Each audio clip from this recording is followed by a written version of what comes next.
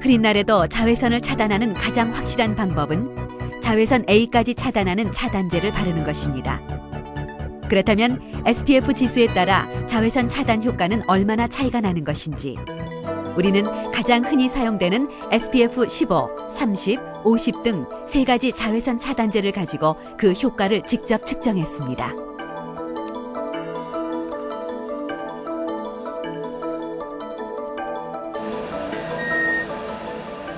실험 지원자의 등에 SPF 15, 30, 50의 자외선 차단제를 각각 바르고 자외선의 강도를 점점 높였습니다.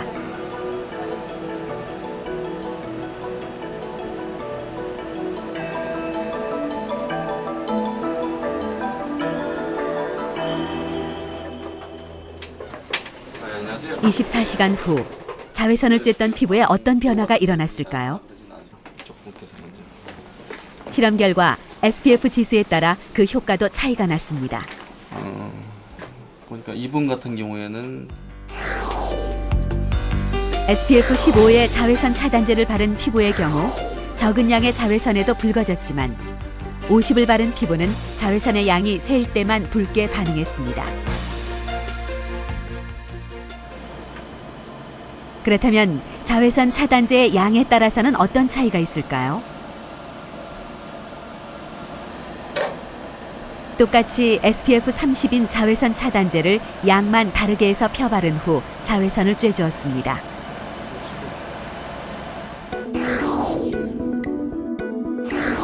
(0.5mg을) 바른 피부와 (2mg을) 바른 피부의 차단 효과는 큰 차이를 보였습니다. 2mg을 바르는 것은 쉽지 않습니다. 모든 자외선 차단제에 표시된 SPF 수치는 2mg을 바랐을 때 우리가 기대할 수 있는 수치가 되겠습니다.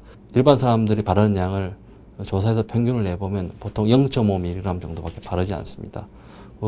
많이 바른다고 해도 1mg 넘어가지 않는 걸로 알고 있는데 제 개인적인 생각은 되도록이면 남들이 자외선 차단제를 누구나 다 발랐다고 알아볼 수 있도록 두껍게 바르고 시간이 지나면 반복해서 바르는 것이 2.0mg에 가까워지는 그런 한 가지 방법이 되겠습니다. 햇빛을 가리는 방법 말고도 음식을 먹어서 자외선의 피해를 줄이는 방법이 있습니다. 비타민C가 많은 귤이나 키위, 양배추를 먹거나 비타민E가 많은 땅콩이나 아몬드, 아스파라거스를 먹는 것도 좋습니다.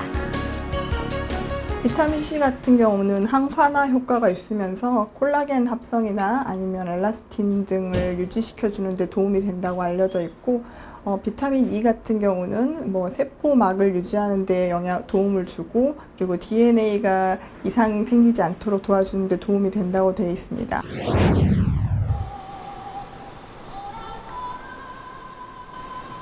자외선이 언제나 사람에게 해로운 영향만 미치는 것은 아닙니다. 충분히 섭취하도록 하시고요. 생선, 등푸른 생선 종류거든요. 그걸 충분히 드시도록. 비타민 D 결핍인 한 여성, 골밀도에 문제가 나타났습니다. 젊은 사람에 비해서 약 75% 정도에 해당하는 골밀도를 보입니다. 즉 나머지 25%의 뼈가 빠져나갔다는 것이죠. 이런 정도로 하얗게 보여야 돼요. 이 여성과 정상인의 척추뼈를 비교해보면 정상인은 하얗고 단단하게 뼛속이 채워진 것에 비해 이 여성의 뼈는 칼슘이 부족해 거무스름하게 보입니다. 골절이 발생할 정도는 아니지만 비타민 D가 신체에서 하는 역할이 세 가지가 크게 있는데 첫 번째는 장에서 칼슘 흡수를 돕고요. 두 번째는 콩팥에서 소변으로 칼슘이 빠져나가지 못하게 재흡수를 시킵니다. 쉽게 얘기해서 요새 말로 하면 재활용이죠. 재활용을 하고 세 번째로는 뼈에서 석회화를 시키는 겁니다. 뼈가 물렁물렁하지 않고 단단하게 칼슘이 거기 가서 들어가서 역할을 하게. 그러니까 쉽게 얘기하면 건물로 치면은 건물의 시멘트 같은 역할을 해줘서 건물이 단단하게 하는 세 가지 위장과 신장과 그다음에 뼈에서 역할을 하게 됩니다.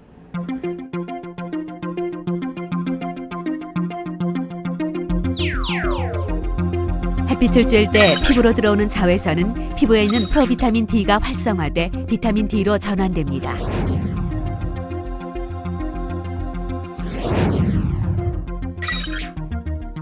비타민 D는 혈관을 타고 간으로 이동합니다.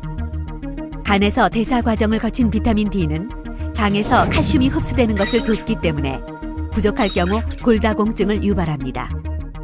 특히 비타민 D는 다른 비타민에 비해 음식으로 섭취하기 힘들어 햇빛이 없으면 결핍되기 쉽습니다.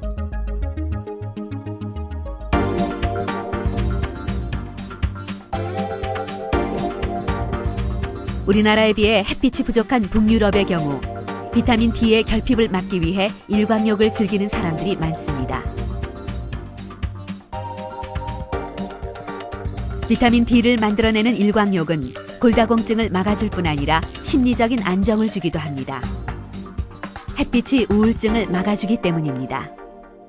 비가 오고 구름이 끼면 기분이 우울하잖아요.